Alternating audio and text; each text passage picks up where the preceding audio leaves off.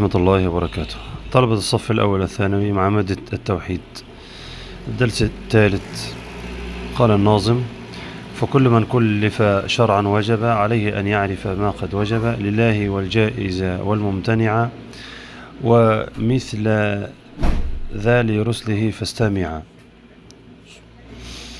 المعرفة لغة الإدراك والعلم.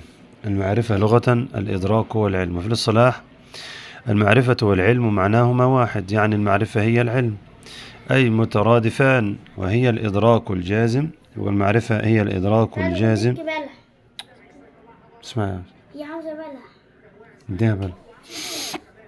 الإدراك الجازم المطابق للواقع الناشئ عن دليل. الإدراك الجازم المطابق للواقع الناشئ عن دليل. يبقى الإدراك الجازم المطابق للواقع الناشئ عن دليل. لغة الإدراك والعلم، عنده إدراك وعنده علم في نفس الوقت. طيب ممكن يكون عنده إدراك وعلم خطأ.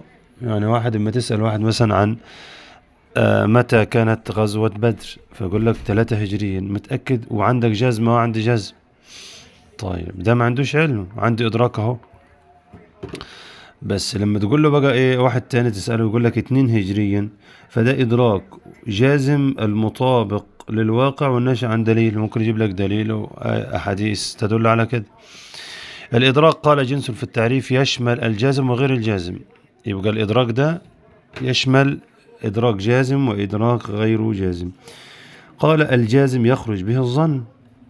حدد لك بقى، قال لي جازم مش ظن. يعني ظن إيه؟ والله انت متأكد من كلامك، يعني ايه بنسبة مثلا 70%، لا، هذا يعد ظن. الظن هو قال لي إدراك الطرف الراجح. إدراك الطرف الايه الراجح. يعني بتسأل واحد مثلا تقول له غزوة بدر كانت كام، يقول لك مثلا 2 هجريا. طب انت متأكد؟ قال لي والله لا، ده مثلا بنسبة 70%. بنسبة 70% الغزوة كانت كام؟ الغزوة كانت 2 هجريا.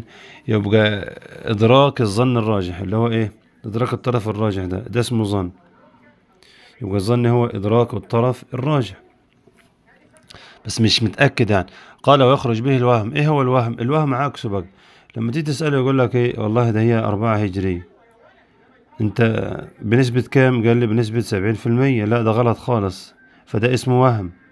حتى بيقول لواحد انت عايش في المهو، وهنا اسمه الايه؟ الظن. تمام كده. يبقى ايه هو الوهم؟ قال ادراك الطرف المرجوح. المرجوح اللي هو الغلط يعني. ويخرج به الشك. وايه هو الشك؟ قال استواء الطرفين. يعني استواء الطرفين، يعني انت